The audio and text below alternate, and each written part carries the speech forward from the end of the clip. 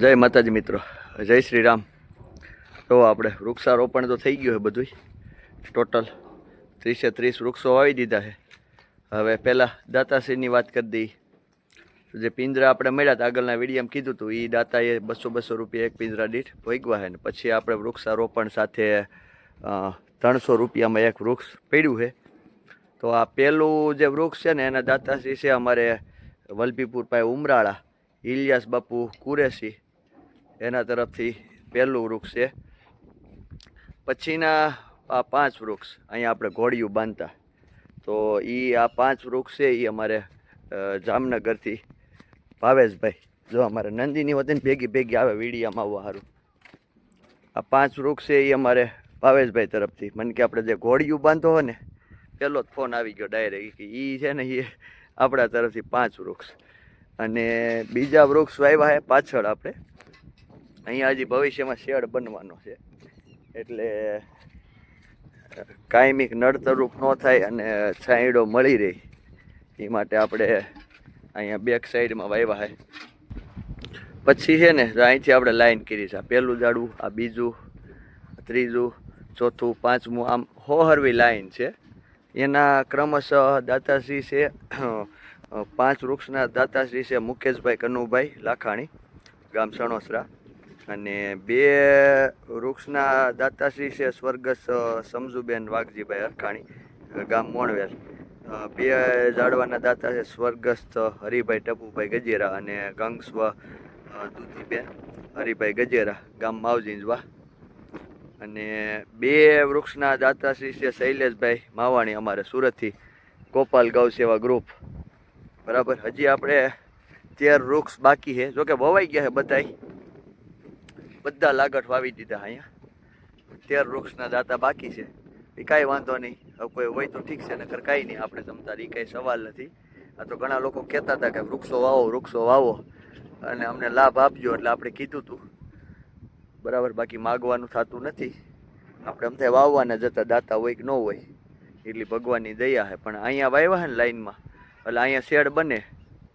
બરાબર. મોટો શેડ બનશે, 50-60 ફૂટ પોળો અને આમ 100-150 ફૂટ લાંબો. ઠેઠ ઓલું બેરલ દેખાય ને ત્યાં સુધી વાવ્યા છે આપણે. જુઓ, એટલે આ બધા ઝાડવા મોટા થઈ જાય એટલે આપણે આ બાજુ છાંયડો પડશે. તો ખૂબ ખૂબ આભાર તમામ દાતાશ્રીનો. જો અમારે વરસાદ સારો છે બધાય કરતાં, બહુ સારા. મારો વરસાદ ડેઈલી આવી જાય છે. ઓમ ઝાપટે આવે છે, આમ એક ધારો નથી આવતો, જા વાદળા આવેલા જાય છે. પણ ઝાપટા બહુ સારા પડે છે, ટૂંકમાં કંઈ ઘટે નહીં એવા. નંદીની બેન આવ્યા. જો વિડીયામાં આવું. હા, ને પહેલાં અમારે કલો આવતી ને હવે હે નંદીની શીખી ગઈ વિડીયામાં આવતા.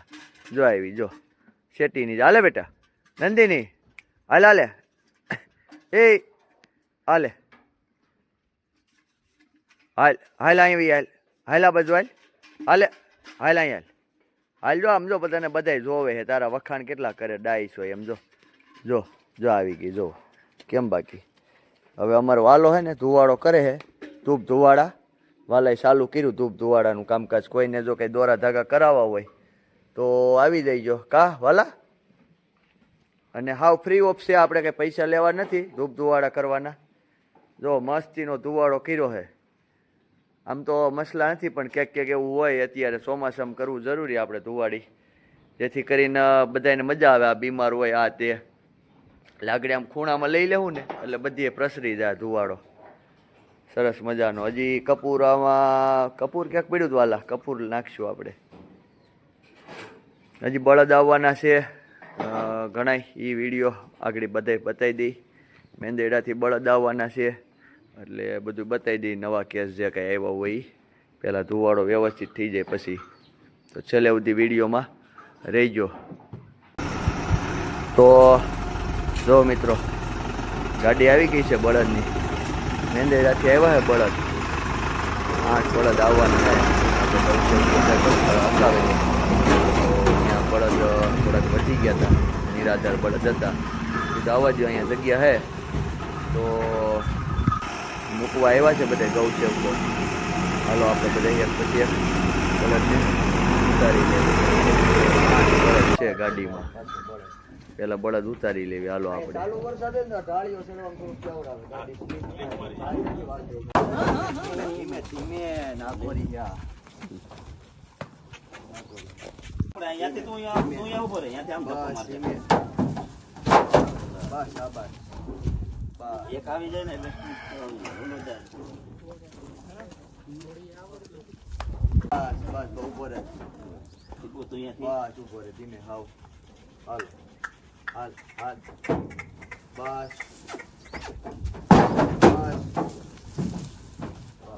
બસ બસ અને ઇન્જેક્શન આપવા પડશે લાયન લારીએ થોડા બહુ કામ કરે હે ત્યાં થોડુંક યોગેશભાઈ એવું છે કે કૂતરાનું થોડુંક મીંદડાનું રહે છે. કૂતરા હે ને કૂતરા તો અહીંયા અમારે બસ ધીમે ધીમે બસ મીંદડા એવું લાગે છે ટકો રાખવું બળો આ લારીએ જાય છે ફરસ આગળ. આપણને ત્યાં ઊભા રાખી અહીંયાથી આમ ટેકો રાખજે. ના નહીં હવે અહીંથી આમ પકડી રાખો. બસ બસ નો હોય ભલે રે દોરી હોતો ના ના અમારે થોડા કાઢવાના જ બધા આજે અલગ આવે હાલો હાલો હાલો હવે ગોતા નહીં ખાવા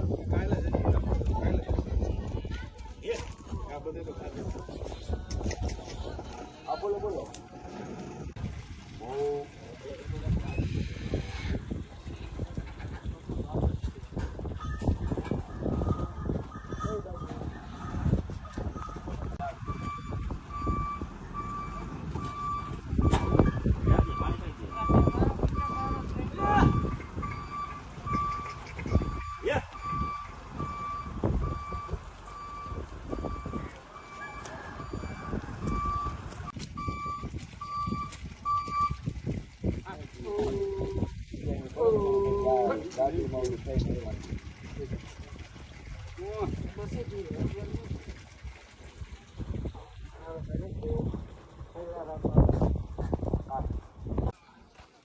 રિક્ષા આવી આવશે હા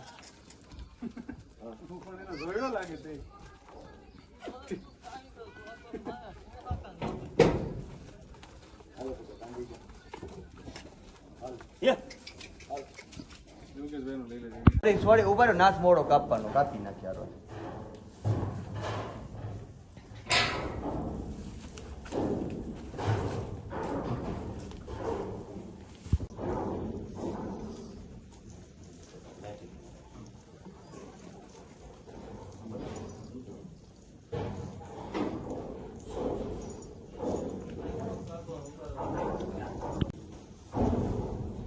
ઉપર ઉપર શું અહીં અંદર બસ બસ બસ બે એને આમાં જો પાછો વસ્તી વધારો થઈ ગયો છે.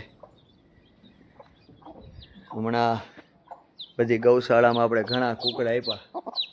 જો આમાં વતન પાછળ છે જોરિયા જો આ મોટી કુકડી છે ને આ જે મોટી બેઠી અને આ કુકડી ભેગી માં દીકરી. પણ આ બચ્ચા રહ્યા ને જે ચાર નીચે રહ્યા એ આ કુકડી ના હે કાયદેસર.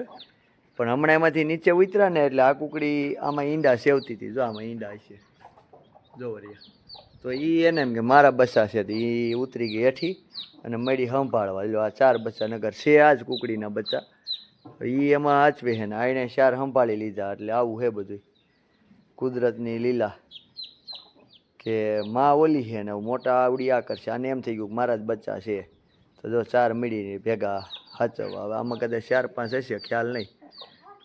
એટલે હમણાં હજી આપણે દીધા 20-25 કુકડા અલગ અલગ ગૌશાળામાં. ત્યાં પાછા બચ્ચા થઈ ગયા 8-10. પછી આમાંથી જીવે ઓછા. આમાં જે છૂટા રખડતા હોય તો ક્યાંક મરી જાય, નોળિયું ઉપાડી જાય ને કંઈક બગલા ઉપાડી જાય ને એવું બધું થાય. જો નંદીની બેન પાસે જાય છે.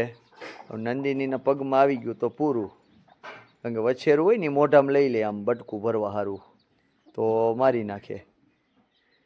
એટલે હવે આ બાજુ રહી જાય ને જો પગમાં ન આવે તો જો એક ગયું જો નંદિની પગમાં હે. એટલે આમાં હે ને બચ્ચા વધારે થાય પણ પછી મરી હોતી જાય. જો આ કુકડી રહી ને એને કેટલા બધા બચ્ચા હતા એમાં એક જ બચ્યું છે એવડું થયું છે. તોય બહુ આપણે વસ્તી વધારો થઈ ગયો હતો એટલે પછી એને જવા દીધા. બધી અલગ અલગ ગૌશાળામાં દઈ દીધા. પછી આજે બળદ દહીં એટલા બધા આવી ગયા ટોટલ 10 બળદ આવ્યા. આ વાસડો આવ્યો એક, એને પગ ભાંગી ગયો છે એટલે હમણાં પ્લાસ્ટર મારવાનું છે. હાલતો ચાલતો તો હે, ઉપરથી પગ ભાંગી ગયો હે.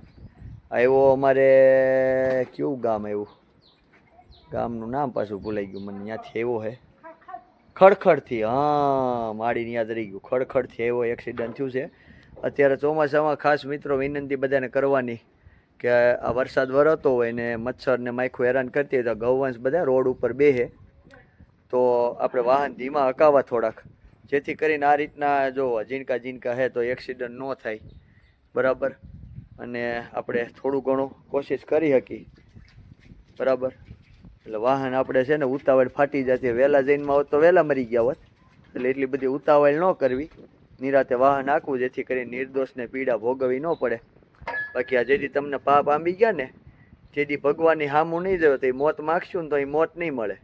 હું ખાટલામાં પડ્યા આપણે ભગવાન પાસે મોત માગશું તો એ પછી મોતે નહીં આવે. આને બહુ હેરાન કર્યા ને તો એટલે ખાસ વાહનો ધીમે આગજો જેથી કરીને આવા બિચારા નિર્દોષ જીવ હેરાન ન થાય.